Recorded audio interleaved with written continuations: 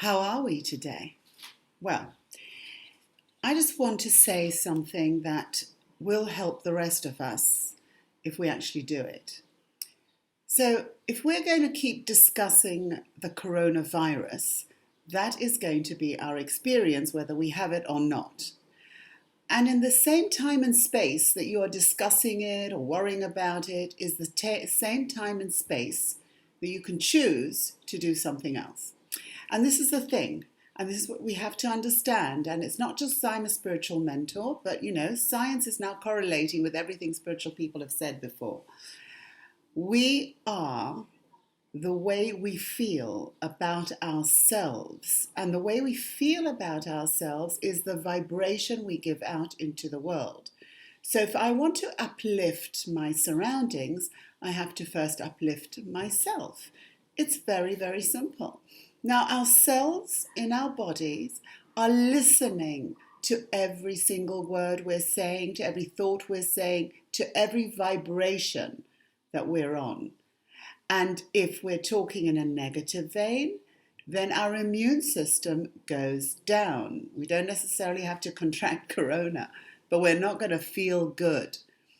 But if I'm telling my body an uplifting story, just because I can, by the way, I'm now healing my body, and with that vibration, I'm healing my surroundings.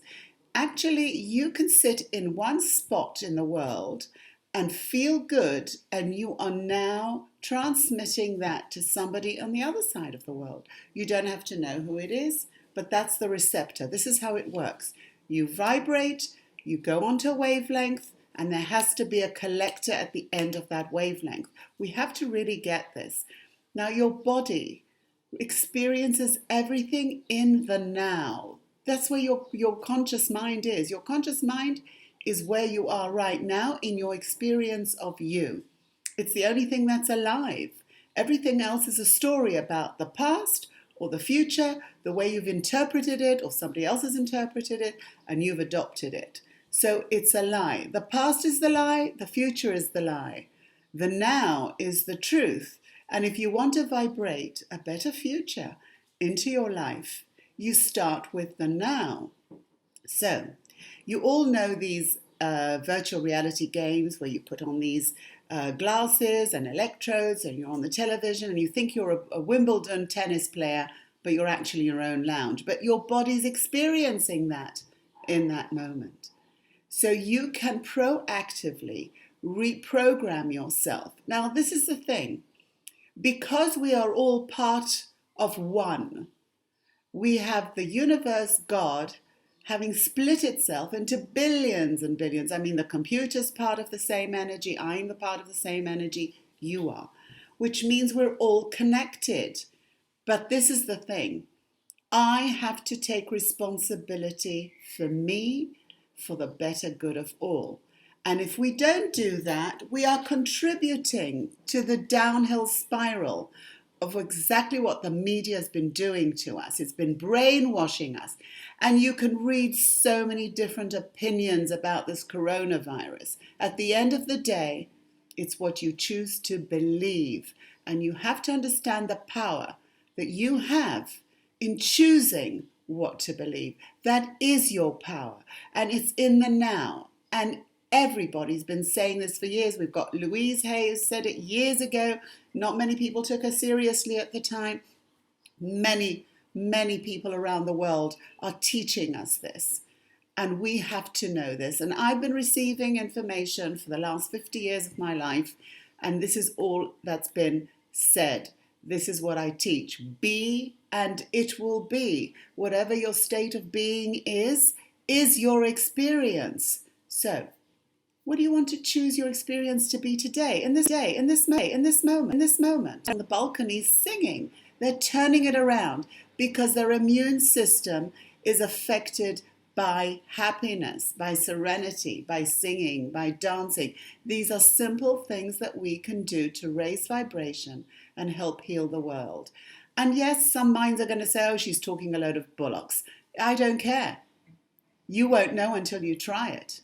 So whoever's criticizing this should stop for a minute and try, and then see that it does work. And then when you see that it does work, It doesn't matter what criticism the mind's going to give. Don't ever listen to the mind. The mind is a liar. It's been proven that 50% of our memory is junk. We've adopted other people's stories. We spew them out. We magnify. If I think you're not listening to me, I'm going to end up adding to my story because I want you to listen.